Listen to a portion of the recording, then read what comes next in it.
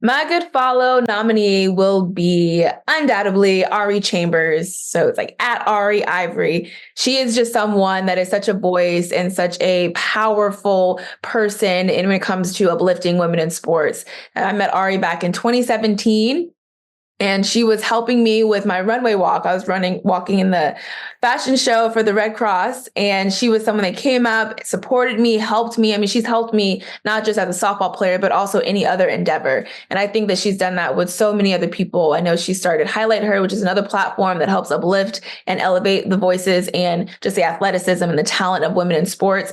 And she was a big part of that. And she goes on, I think most people know her from the WNBA and how vocal she's been about how the WNBA is so important, why it's so important, all the things that these women are doing to help elevate the next generation. But she's also someone that I feel like is helping elevate the next generation, not only with her voice and what she's doing for basketball, but women in sports, but also those that like to also talk about women in sports and just talk to women or talk about sports in general. She's someone that's been a true inspiration to me. And I know she's been to so many others. And if you follow her page, you'll see all the different sports that she's speaking about, all the different women that she's uplifting, because it exceeds beyond just basketball. It also exceeds beyond just sport. So that's why Ari Chambers is my good follow.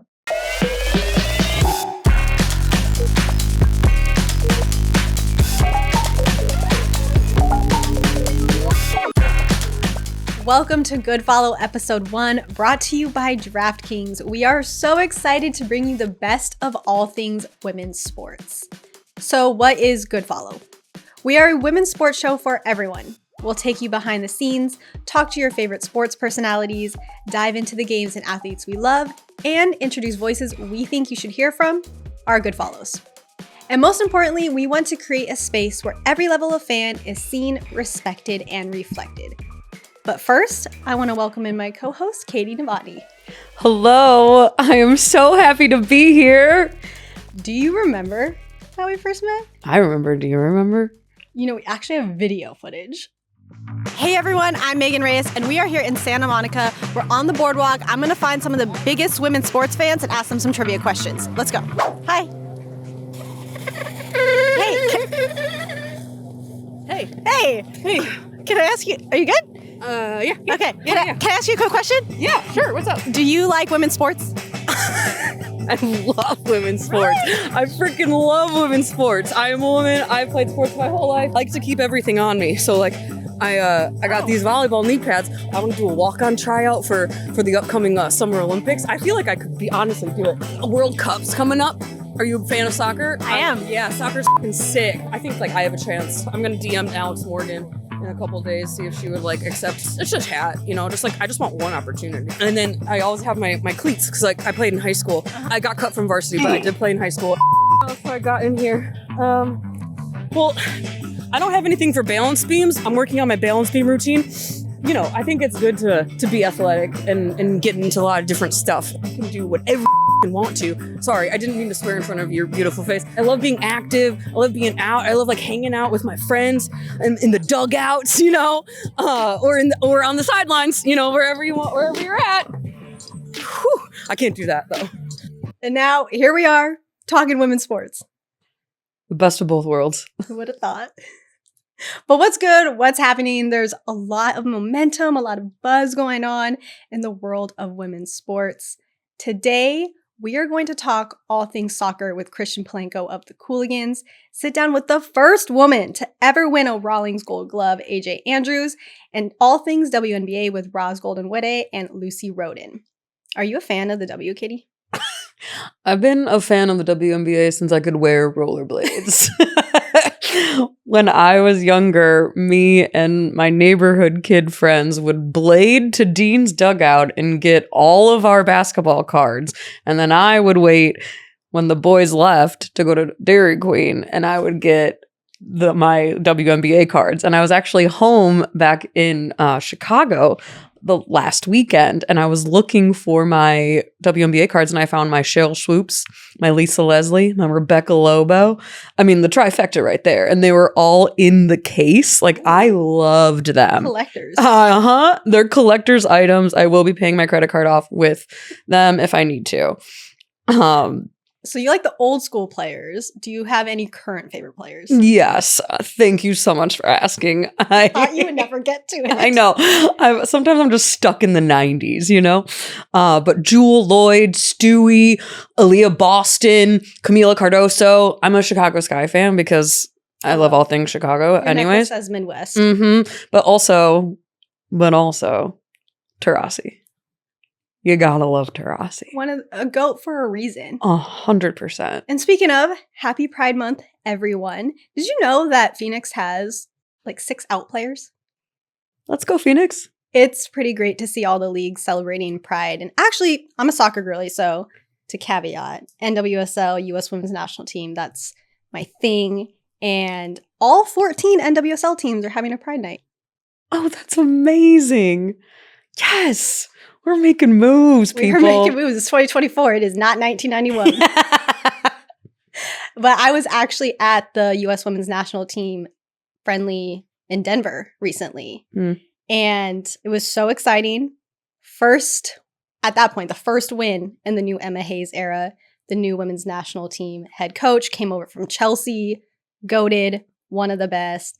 And it was a monumental game for so many reasons. First, it was a doubleheader with the U.S. Women's Deaf National Team, who won 11-0 against Australia.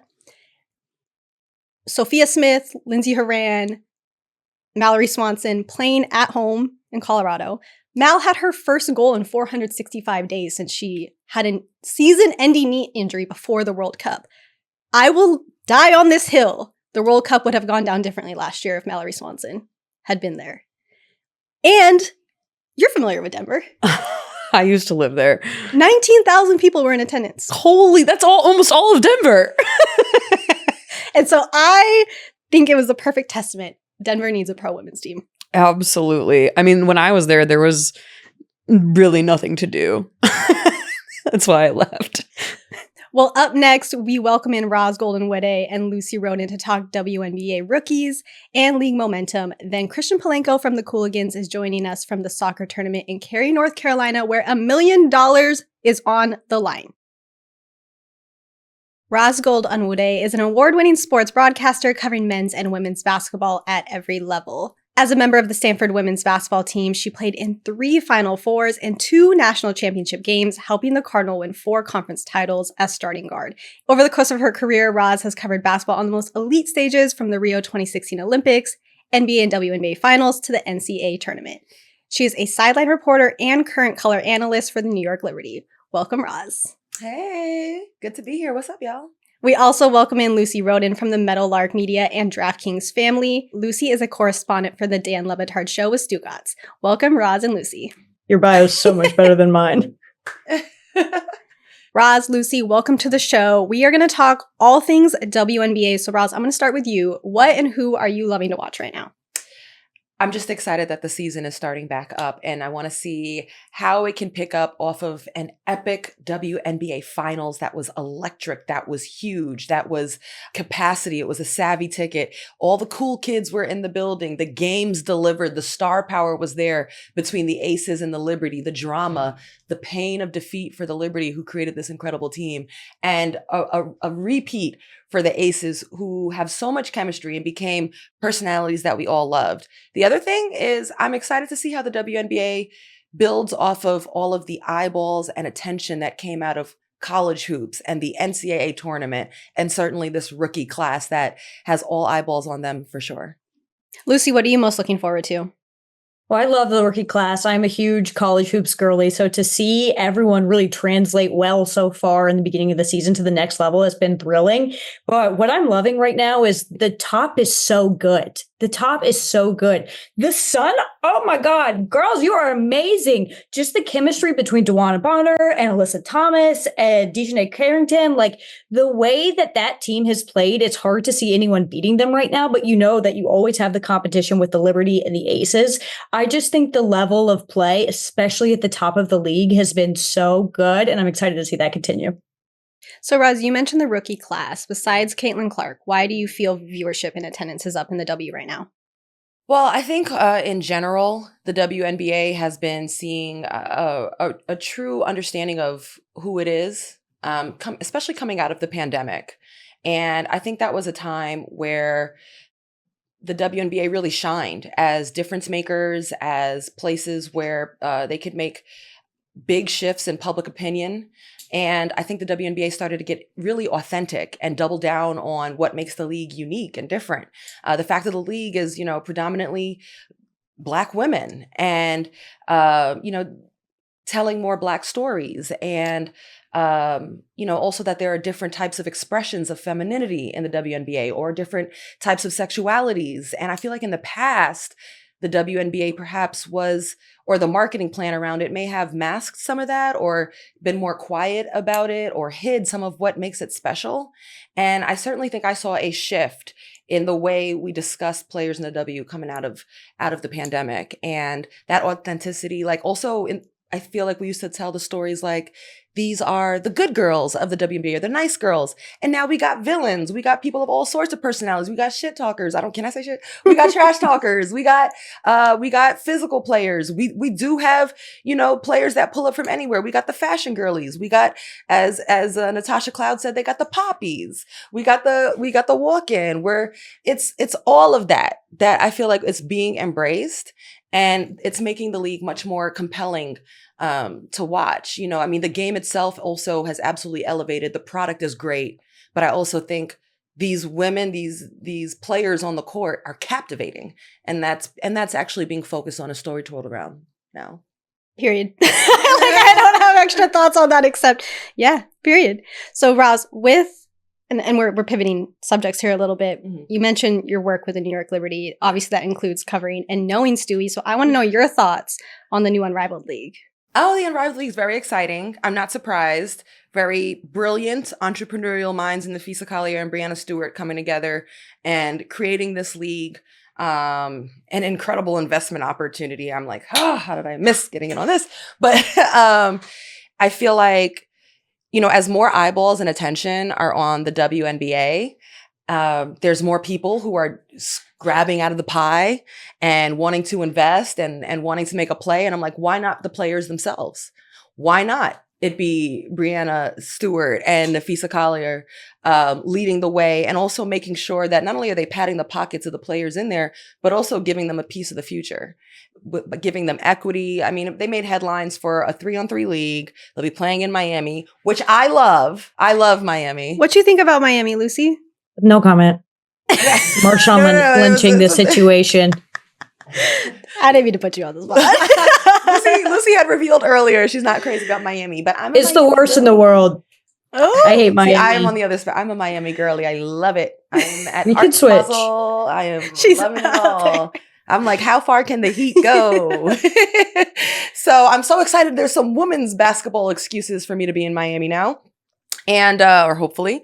And so not only are the players getting the highest paycheck of a pro league, women's pro league so far, they're also getting equity. There's an incredible list of investors in it. They get to be in Miami. It's during the off season. It's very exciting, and I'm happy that the power is in the hands of the players. The other thing that's exciting too is it's another opportunity for storytelling and brand building. A lot of times this WNBA season is going to end in 3-4 months, like 4 months. And then a lot of players go overseas, or it's kind of over. That's the last we hear from them. And here's another opportunity to brand build, to storytell, to have something to hold on to. And of course, to work on your game as well during the off season and be able to stay in the US and stay home. Lucy, what are your thoughts on Unrivaled? Well, I'm excited for this. I think any opportunity where players can make more money in the off season without having to go overseas is an excellent opportunity. I think it just shows sort of like the turning point in women's sports specifically, where you're seeing a lot of big name investors involved in this. It's starting to be really seen as this lucrative opportunity. I think it's awesome that it's just, I'm sorry they have to go to Miami, but they'll probably like it in January. They'll probably like it more than I do. But I think it really shows like a turning of the tides type of moment where you're really starting to see money get invested into women's sports, and that's just going to pay dividends, for future players, for people who are investing, media rights holders, just so on and so forth. So at Good Follow, we define a good follow as someone who pushes forward women, sport, lifestyle in the context of our WNBA conversation. And I'll start with you, Lucy. Who is your WNBA good follow? It's got to be Jordan Robinson. I always want to call her by her maiden name, Jordan Liggins, every single time. But she's Jordan Robinson now, and she is amazing. At Hey Jordan R on Twitter. She does a lot of work outside of the WNBA, but her WNBA content was where I first started to get to know her. And she's such a great entry point. Where right now we're at a moment in the sport where a lot of people are trying to learn about the WNBA or think they know about it and need to learn about it. And Jordan is a perfect place to start off with that. She has like a great way of just, her content is applicable to people who aren't really familiar with the sport, to people who are diehard fans. She makes great video content. She's amazing on Twitter. You got to give her a follow. Jordan Robinson. What about you, Roz? If you're not able to catch it in person, so that would be my first. I know what you're going to say. You already do? Yeah. If you can't get to Barclays Center, do you know? Okay. If you can't get to Barclays Center to catch this personality in person, then follow on all the socials. It's Ellie the Elephant. Ellie the Elephant outside of the players. So players and then Ellie is the next most poppin' thing happening in the WNBA. Sis was just at the Liberty game. So this is the mascot of the New York Liberty, and she's incredible. She's well known and liked and retweeted, I think, like by Cardi, by Missy Elliott, and was just dancing with Tyla at the Liberty game. She does the pregame walk-in fits, and it's giving high budget. It's the braid. She has a Telfair bag. Like she walked in with hoops. The hoops were so good. No, it's so good. And I'm like, first of all, who's your stylist? Are the Liberty giving you a budget for this? Because sis looks good. And it's just hilarious and incredible. And and an incredible dancer. So I would follow if you can't be there in person. That's a really good one. Yeah. I knew that's where I was going. You don't have to reveal, but I would love to know the person behind Ellie. It can't be revealed. I know. I don't want to know. It literally can't, but this person is very deserving. I hope whoever's inside of Ellie knows they are getting their flowers. Getting their flowers to you, flowers to Ellie, flowers to the marketing people and geniuses, Shayna Stevenson at the New York Liberty. And I don't just say that because I cover them. Lucy, thank you so much for joining us, talking all things women hoops. Roz, your thoughts are always appreciated, and our first in-studio guest. Hey, wow, how cool. What do I get? A hug. Thank you both so much for joining us. We could talk WNBA all day, but folks, there is $1 million on the line. $2 million actually in Cary, North Carolina, where the soccer tournament is happening. This is the second edition of TST and is the first featuring an all-women's tournament. For more, we welcome in Christian Polanco. Christian, welcome. How's it going in North Carolina?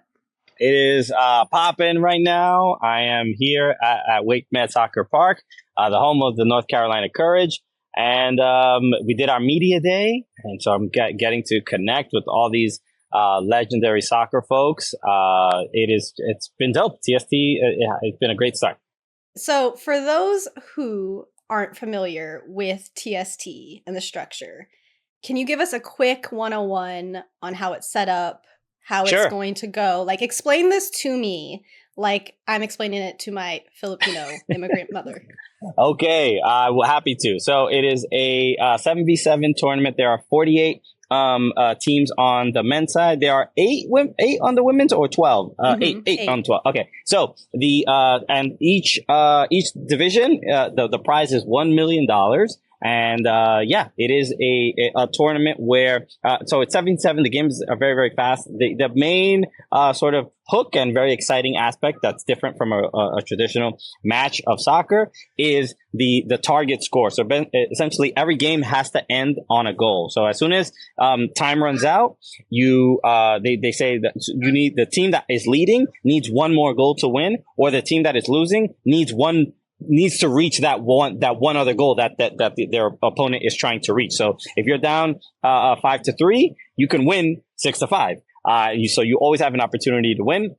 So the games are really quick, very exciting, a lot of substitutions, and the games are it's unique, it's different, and you get to see some legends of the game that have won Champions League, that have won Premier League, that have won MLS Cups, and WSL championships. You can see them all play in this tournament.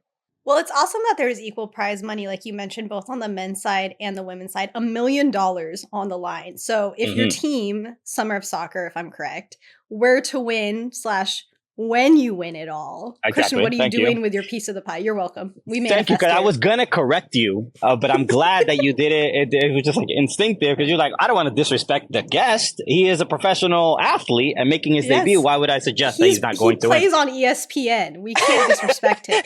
Correct. So it's exciting that there's so much money's at stake. This is the thing, is that I play in I play my Sunday league, my co-ed league, and we have a good time. I play against, the Warby Parker team. So some people take it a little bit more serious than others. And that's what the level of competition and intensity is going to be much, much higher. But I've been training with a former MLS Cup MVP, Edson Buttle. He played with David Beckham on the LA Galaxy. I've been training. I've been really working on my game. And the main thing is I don't think I'm going to be as bad as people may think. And that is the bar I'm trying to reach. Well, okay. So as we mentioned, there is a women's tournament, 8 teams. Who at TST, specifically on the women's side, are you most excited to see? Who are you fangirling over? Well, obviously, I think a lot of people are going to be here to see the U.S. women take the stage, because obviously World Cup winners on the roster. My homie Ali Krieger is playing in the tournament as well, and there's a lot of strong teams. I think they have a very strong advantage, given that they were here last year and played against the men, and they had tough matches. So I think, given that they have the experience of just being here, just being at the athletes' village, just knowing how to prepare themselves, I think they have the advantage. It also helps that the resume is crazy. So I think I think most people are probably going to go get tickets to see them. Well, Christian, thank you so much. Good luck. We're super excited to watch you, and I have confidence in you. You're going to be most valuable, most improved. You're going to win all the awards. Comedian on the I think so. Clown, best dressed. All the superlatives, okay? No trophies, but superlatives. I gotcha. Meg, always a pleasure. Thank you. Thank you. After the break, Good Follow correspondent Logan Hackett joins from the Women's College World Series in Oklahoma City. And we'll ask AJ Andrews, the first woman to win the Gold Glove, how softball has grown in the U.S. and what it might take for a pro women's league to succeed. Now we're welcoming in our Good Follow correspondent Logan Hackett, who is on the ground at Women's College World Series. Logan, how's it going in OKC? It's going so well. It has been so much fun so far, except for Mother Nature. The weather has been quite the battle to deal with and quite scary, but the softball part has honestly been amazing. So for those that don't know about the College World Series, can you give us a little history about it, how it began, all that fun stuff? Yeah, so it's actually been played in Oklahoma City since 1990. Oklahoma City is the softball capital, for those who didn't know, but it's ironic because the past few years, Oklahoma has been doing so well. They went back to back to back 3 times, which is crazy to begin with, but they've won 5 since 2016, and they're essentially the powerhouse. They're dominating the sport. So it's really cool that every single year the stadium keeps on growing and the tournament just keeps on getting bigger, and it's all happening in the same spot, which is, you don't really see that very often. So speaking of atmosphere, you like that? Yeah, I do. Tell us more about the buzz that's going on. What are the audiences like? How's the stands? How's the dugouts? How are the players feeling?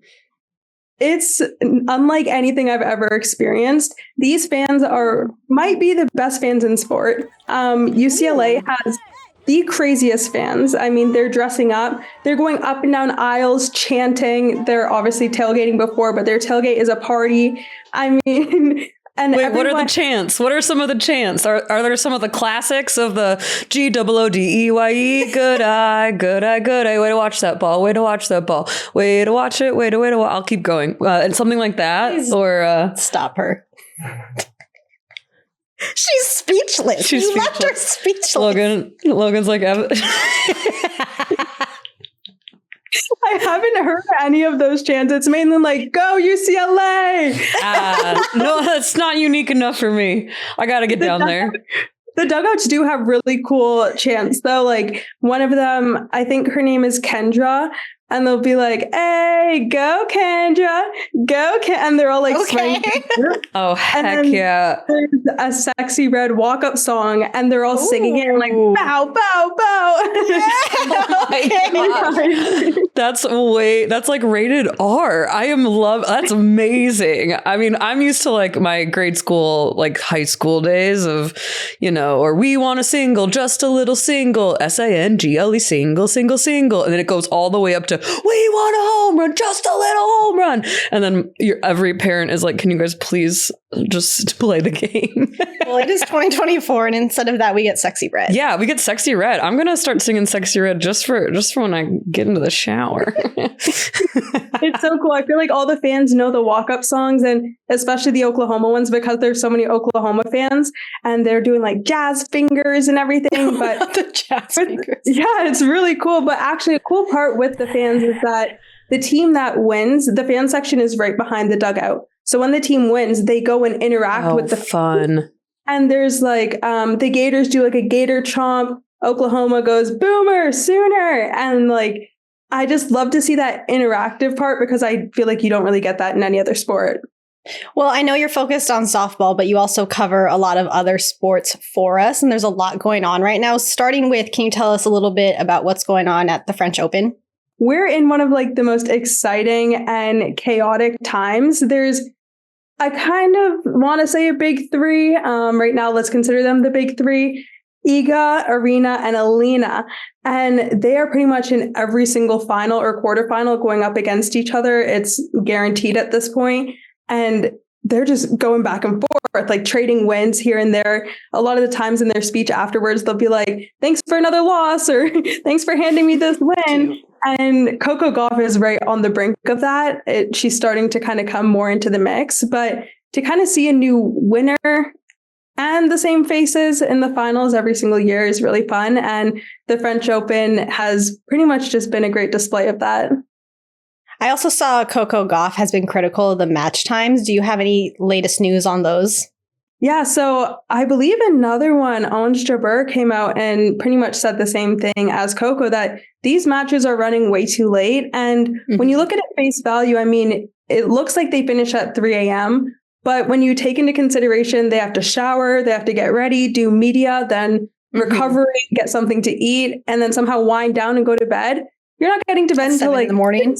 Yeah, like it is so incredibly late, and I completely understand that. And we've been seeing tournament after tournament, these late endings. And I think it's so good of Coco to speak up and use her platform, especially protecting mental health.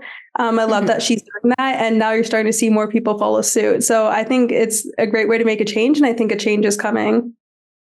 I am well into my REM sleep at that point. The PWHL just ended. Can you give us a quick recap?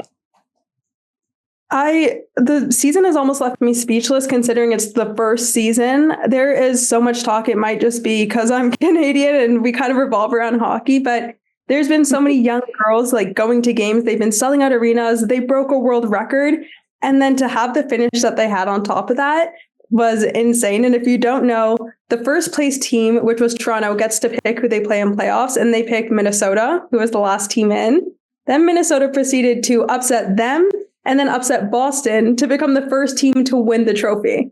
So it was a show. They really put on that performance. And with everything else in the first year, like I cannot wait for the next year to come. That is a true David and Goliath moment. That is amazing. That is amazing. What was the world record that they broke? It was an attendance record. So they would have like their generic stadiums that they play in or arenas. And then depending on the NHL schedules, they'll go to bigger arenas. So I think Montreal and Toronto, it was either in Montreal or in Toronto, but it was the largest women's hockey attendance in the world. All right. We love to hear it. We love to hear it. Well, so also there's just a lot going on in women's sports, especially in Canada. As you said, you're Canadian, you know, I'm a soccer girly. That's what I mainly cover. Also yourself. There's now a Northern Super League, Canada's first pro women's soccer league. What are your thoughts on this? We've never seen a woman, and like we won Olympic gold a few years ago, and somehow you have Christine Sinclair. I'm sorry, and you don't have a women's soccer league. It's so weird, and to only to only look up to the national team is quite odd, especially considering how many girls grow up playing soccer.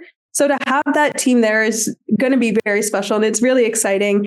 And I'm also excited for the younger generation who now gets to go to games on the weekend and just kind of look up to different players from different countries and have that and the national team to look forward to. Well, we know you have to get back. Thank you so much for joining us. Enjoy the rest of the World Series. Thank you so much. Speaking of Women's College World Series, our next guest participated in 2 of them with LSU. She has continued her career as a professional softball player, TV host and analyst, and host of her own podcast, Barrier Breaking Women. Welcome, AJ Andrews. Hello. Thank you for having me. AJ, you were the first woman to win the Rawlings Gold Glove in 2016. What did that mean to you and the sport? Yeah, well, when I first announced that they were going to be giving the Gold Glove to one of the players in professional softball, I initially thought it was going to be just some subset of the Gold Glove. I didn't think it was actually like a woman's version of the Gold Glove. I didn't think it was going to be the actual Gold Glove they give to Major League Baseball players. And for those that aren't really familiar, Major League Baseball gives a Gold Glove to essentially the best defensive player for each position. And so 9 players will get a Gold Glove, right? And it's in each division. So when it comes to, you can be the best shortstop, you best center fielder, best right fielder, but in professional softball, they're only giving it to one person. So you have to be the best defender, period. Like nobody is touching you, no matter what position it is, you got it, sis. And so that year was really interesting because as we're getting down to the wire, it came down to 3 finalists. So it was myself and 2 other women. And I remember sitting down right before they're about to announce the winner. It was at our end of the year banquet where we're all getting our awards, kind of our award show. And they saved who received the Gold Glove last. And I remember sitting there at the table and I'm like going through the other 2 nominees. I'm just saying their name, right? So that I don't get disappointed if it's not my name that gets called. And so I'm not really anticipating it's going to be me. And then they said AJ Andrews. And I kid you not, it felt like I was just living in a daze. I didn't even know where I was. I didn't even get up immediately. Like it was one of my teammates that had to kind of shake me like, AJ, it's you. Kind of woke me up from whatever it was that I was thinking. And I got up. I remember walking to the stage. I was very emotional because it was this moment when I really realized that I made history. And I made history not just for the sport of softball, but for women in sports in general, because when it comes down to women in sports, we have this allotted time to be successful. And for most of us, right, that career, that success, a lot of times ends in college, if not before that in high school. And it always comes down to believe it. You have to see it to believe it, to achieve it. And prior in years, when I was growing up, we didn't really see women in sports on television as much as we see them today.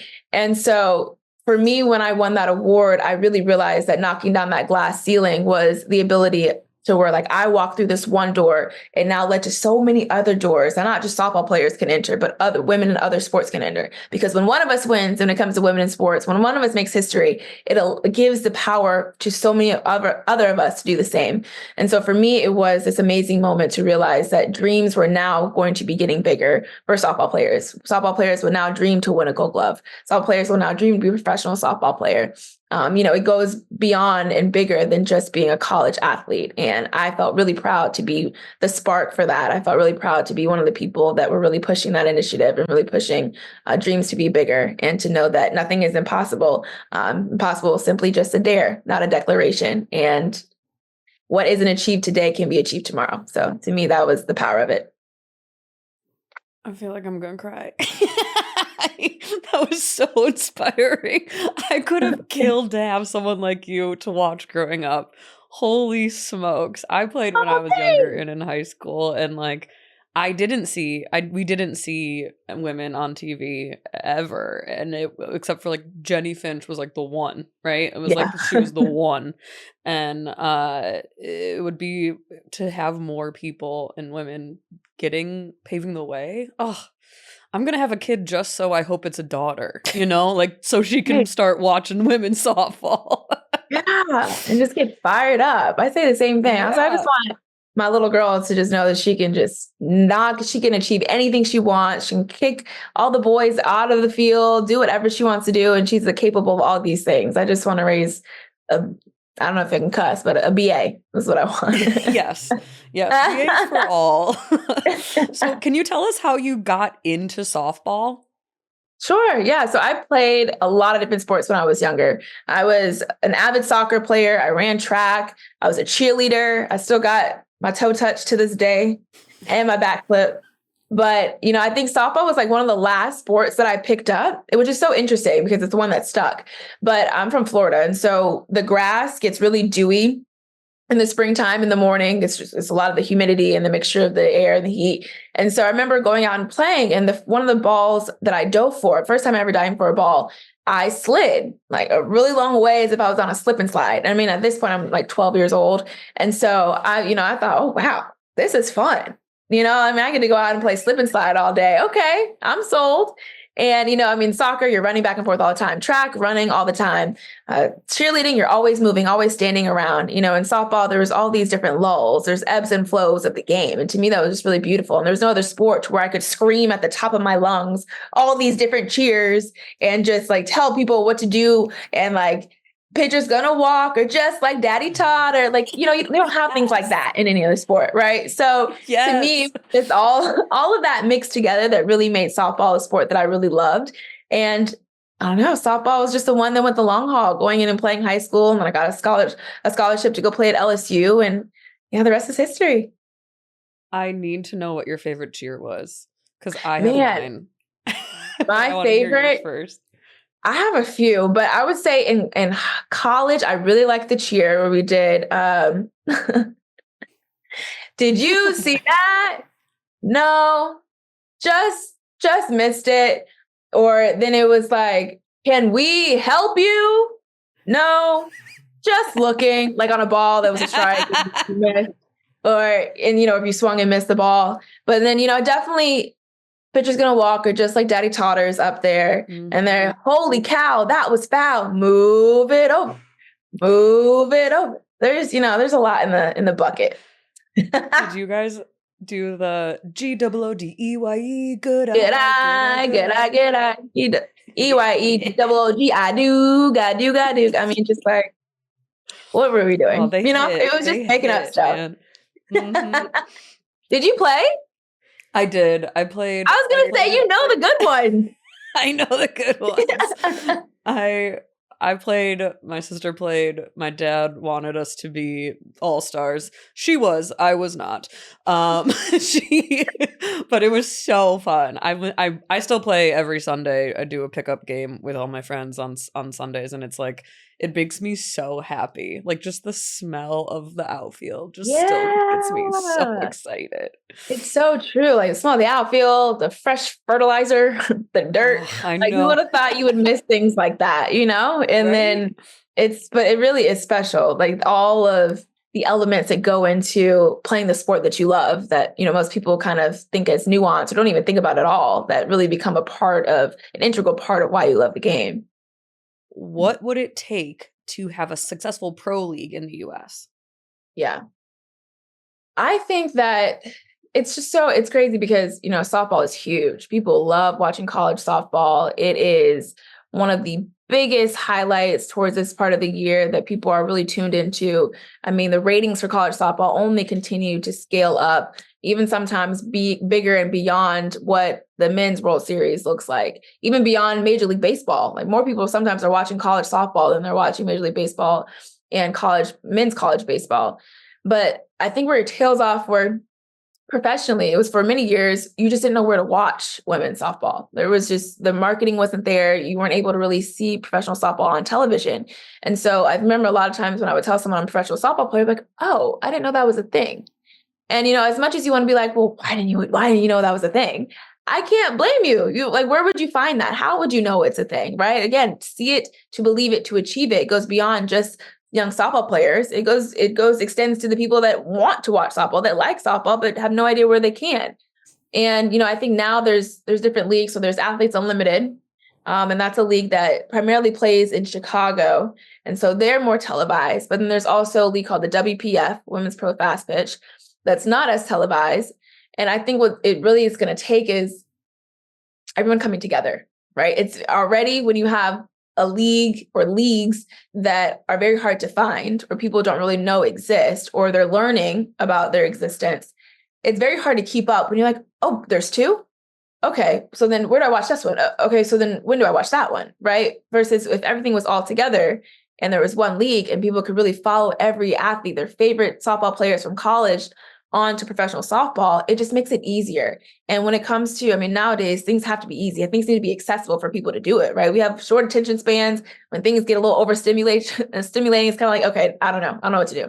And so, I think just softball, we can move to a place where we have one major league and really elevate and amplify the athletes that are in it. I think that that's what's needed to continue to push it forward, because it's growing. It continues to grow. It's getting bigger and bigger. And I think we can all come together.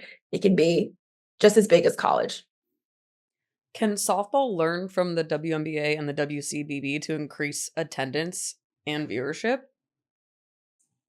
Yeah, I think the WNBA is doing an insanely amazing job of making sure that the voices of these athletes are heard. And I think right now, the rookie class that has come in, they have been doing a really good job of keeping the stories. I feel like when it comes to women in sports, storylines are very important. The stories and the marketing. I think a lot of the athletes are doing their own marketing and building their own stories.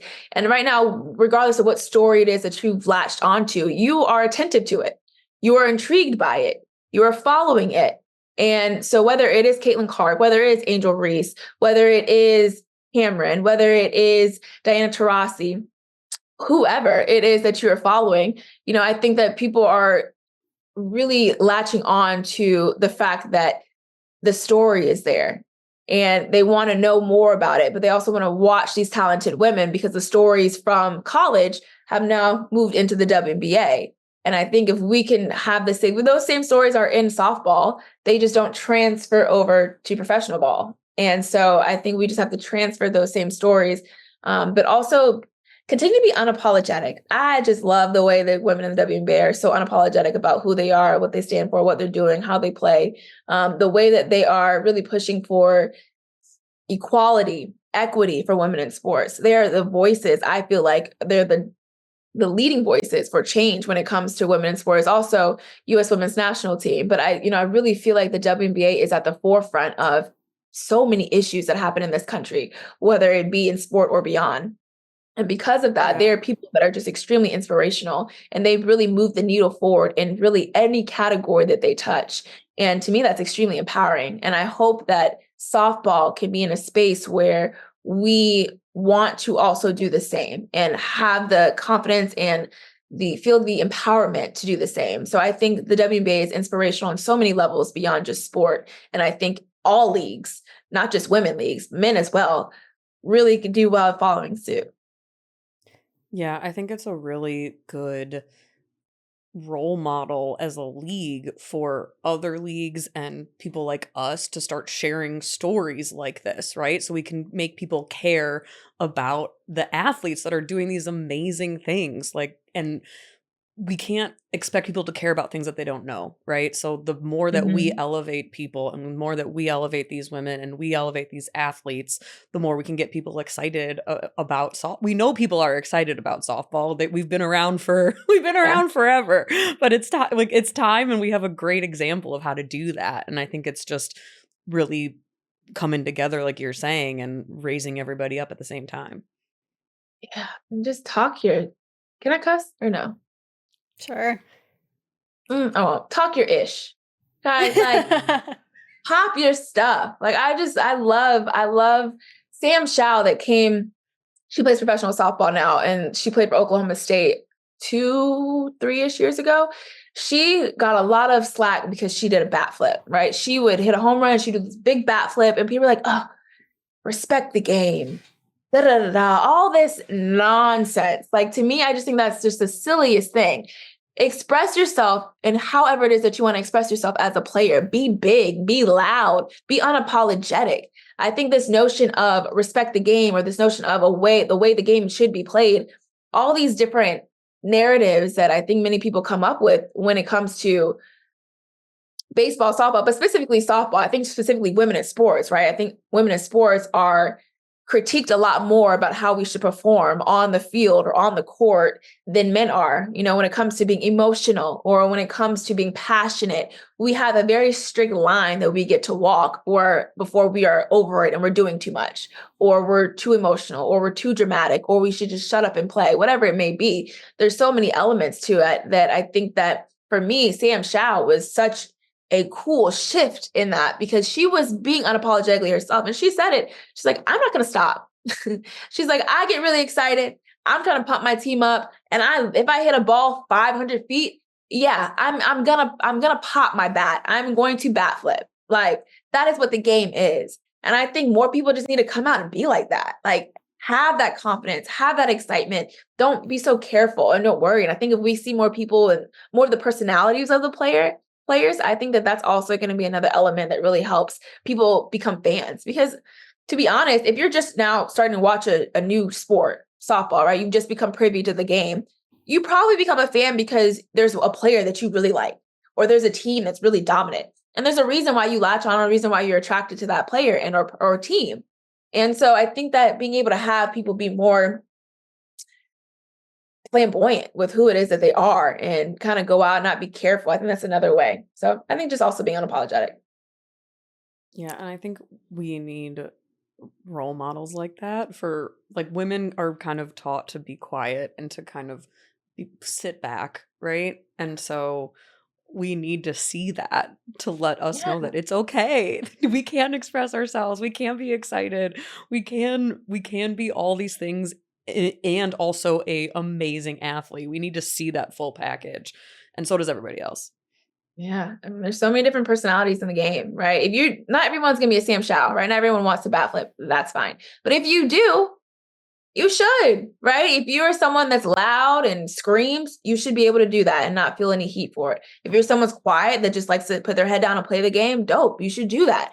There's going to be somebody for everybody, right? I remember at LSU when the young players would be like, AJ, you're my favorite player. It wasn't always because I went 3 for 3 that day. It's because, AJ, you have the same number as me. AJ, you wear your hair like I do. AJ, you're fast like me, right? It's all these things that you don't even think about that these young players really feel like they identify with you with. And so I just think I remember I read this quote. It's like, always be yourself so that the people that are looking for you can find you. Because if you're pretending to be someone else, if you're not really living in your truth, your tribe or the people that want to uplift you, the people that want to celebrate you, or the people that are fans of you will never know. And they'll never be able to 100% support you the way that they could. So yeah, I just think being unapologetic is so important. Well, AJ, I could listen to you give me like motivational hype up speeches all day. While we have you, though, I do want to know, aside from your Barrier Breaking Women podcast, what other projects are you working on?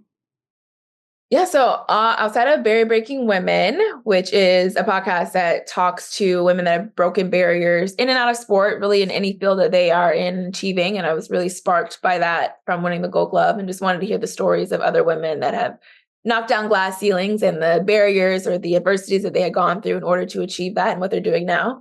I'm also a TV host with MLB Network. And so I host a show called Play Ball that comes on the weekends with MLB Network. And so you really get to watch. It's a recap, essentially, of all the things that happened in MLB that week. We learned from so many different baseball players. It's definitely a show that's tailored towards the young athletes that are coming up in the game. So you really get to learn so much about the sport. And then I also host a show called Inside Stitch with MLB Network, which comes on it's only like once a month, but it's really cool learning about kind of the history of the game and the uniforms and what went into the players that you see today. And then I also host a show called The Business of Sports, which is on Reach TV. So if you're ever in the airport, which is the TVs that come on in the airport. So if you're in the airport, just look up. You might see me. Welcome back to Good Follow. There are a ton of great games coming up this week. Top of my list is Chicago Red Stars taking on Bay FC at Wrigley Field.